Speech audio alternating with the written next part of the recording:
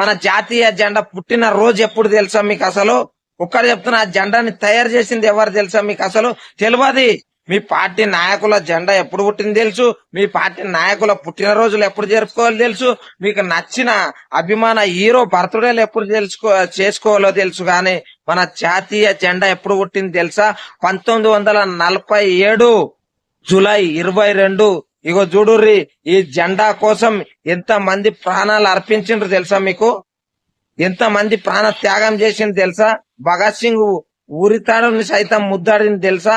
అసలు అల్లూరి సీతారామరాజుని అటాక్ చేసి కాల్ చేస్తే కూడా వందే మాతరం అని ఈ జాతీయ జెండా ఎగరడం కోసం, బానిస సంఖ్యలు తెంపడం కోసం ఆయన పోరాడిన అనే విషయం మీకు తెలుసా? ప్రాణ త్యాగాలు చేసిండ్రు.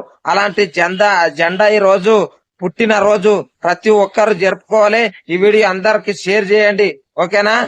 జై హింద్, జై భీమ్, జై భారత్.